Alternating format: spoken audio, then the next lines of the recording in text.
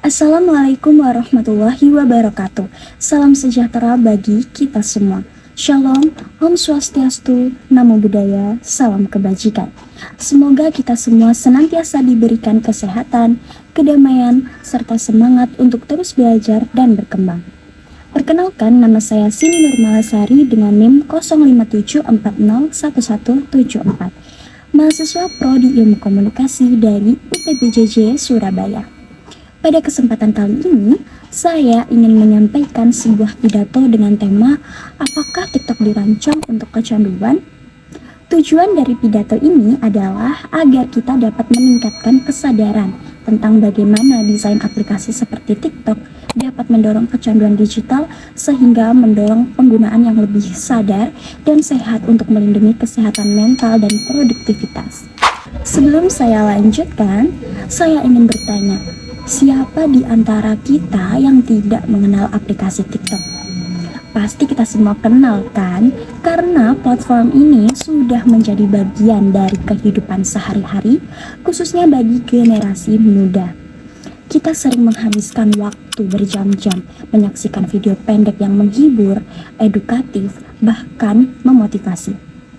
Namun, pernahkah kita memikirkan apakah TikTok sengaja dibuat untuk membuat kita ketagihan? TikTok bukan hanya aplikasi hiburan sederhana.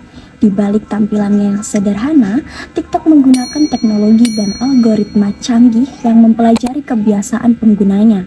Setiap kali kita melihat video, memberikan suka, atau berlama-lama di konten tertentu, algoritma TikTok merekam semuanya. Tujuan utamanya adalah menyajikan konten yang paling menarik sehingga kita terus menonton tanpa henti.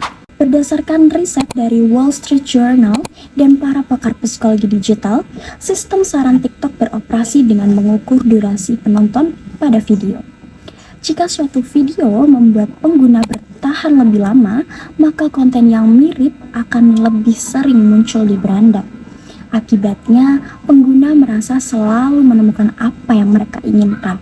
Padahal sebenarnya mereka terperangkap dalam pola kebiasaan digital yang sulit dihentikan. Fenomena ini tentu membawa dampak positif maupun negatif.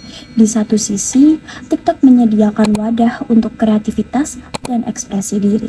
Banyak pemuda yang meraih kesuksesan berkat konten positif di sana.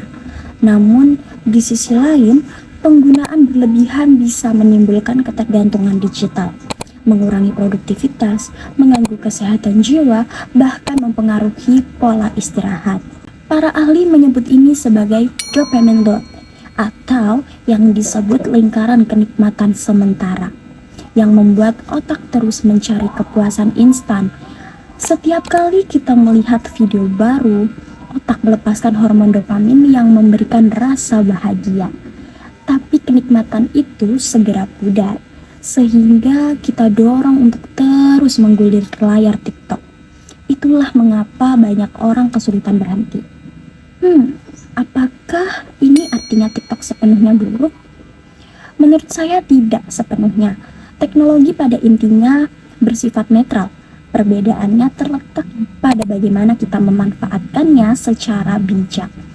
Jika kita bisa membatasi waktu dan memilih konten yang berguna, TikTok dapat berfungsi sebagai media belajar, promosi usaha, dan hiburan yang sehat. Namun, tanpa kendali diri, teknologi yang seharusnya membantu malah bisa menguasai kita.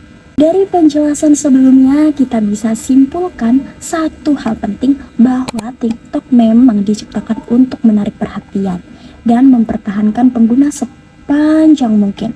Tetapi, apakah kita akan menjadi korban dari rancangannya atau tidak, itu tergantung pada kita sendiri.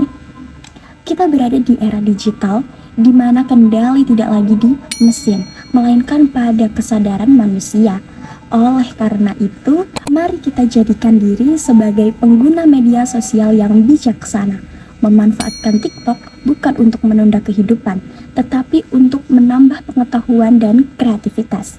Sebagai penutup, semoga kita semua bisa menjadi generasi yang cerdas dalam berinteraksi dengan media sosial dan terhindar dari perangkap ketergantungan digital.